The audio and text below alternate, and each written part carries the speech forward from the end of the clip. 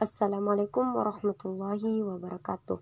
Perkenalkan, nama saya Hajar Anna dengan NIM 220404502026 dari jurusan Psikologi Pendidikan dan Bimbingan, Program Studi Bimbingan dan Konseling Universitas Negeri Makassar.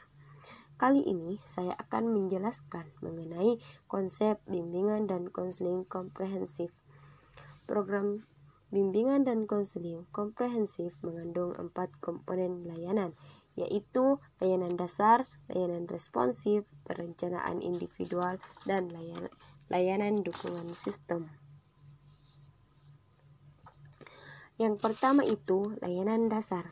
Layanan dasar adalah proses pemberian bantuan kepada seluruh peserta didik melalui kegiatan penyiapan pengalaman terstruktur secara klasifikal atau kelompok yang disajikan secara sistematis dalam rangka mengembangkan perilaku jangka panjang sesuai dengan tahap dan tugas-tugas perkembangan, atau yang dituangkan sebagai standar kompetensi kemandirian yang diperlukan dalam pengembangan kemampuan memilih dan mengambil keputusan dalam menjalani kehidupannya.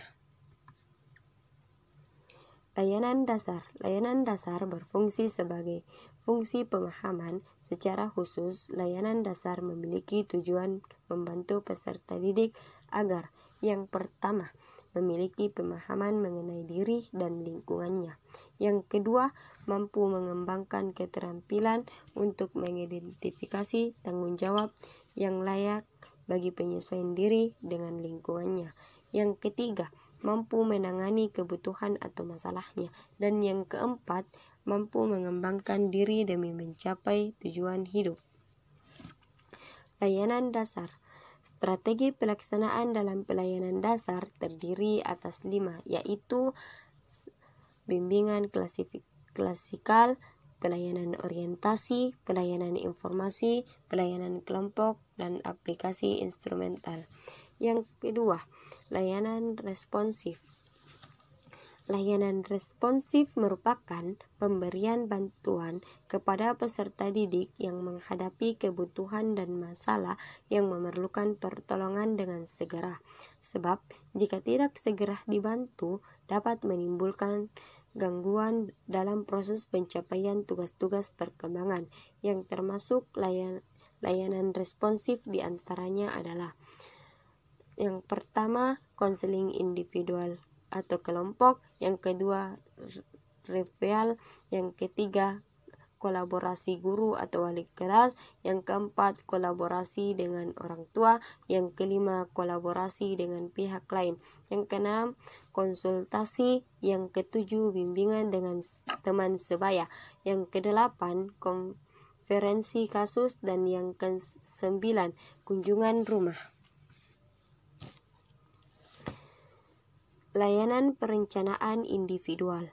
Layanan perencanaan individual ini diartikan proses bantuan kepada peserta didik agar mampu merumuskan dan melakukan aktivitas yang berkaitan dengan perencanaan masa depan berdasarkan pemahaman akan kelebihan dan kekurangan dirinya, serta pemahaman akan peluang dan kesempatan yang tersedia di lingkungannya. Fungsi layanan perencanaan individual yakni sebagai fungsi pemahaman, pengembangan, dan fungsi penyaluran. Sedangkan tujuannya adalah untuk membantu konseli agar memiliki pemahaman mengenai diri dan lingkungannya, mampu mengelola dan merumuskan tujuan perencanaan terhadap perkembangan dirinya, dapat melakukan kegiatan berdasarkan pemahaman, tujuan, dan rencana yang telah dirumuskan. Fokus layanan pada perencanaan individual ini sangat berhubungan erat dengan pengembangan aspek akademik, karir, dan sosial pribadi. Untuk strategi pada layanan ini yaitu: pertama, penggunaan aplikasi instrumental.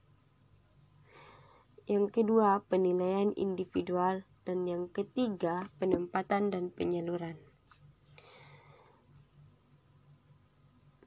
Layanan dukungan individual. Layanan dukungan sistem bimbingan dan konseling merupakan komponen layanan dan kegiatan manajemen tata kerja infrastruktur, misalnya teknologi informasi dan komunikasi, dan pengembangan kemampuan profesional konselor secara berkelanjutan, yang secara tidak langsung memberikan bantuan kepada peserta didik atau memfasilitasi kelancaran perkembangan peserta didik. Itulah tadi penjelasan mengenai konsep bimbingan dan konseling komprehensif. Kurang dan lebihnya mohon dimaafkan. Nun wal qalami wa ma yasturun. Assalamualaikum warahmatullahi wabarakatuh.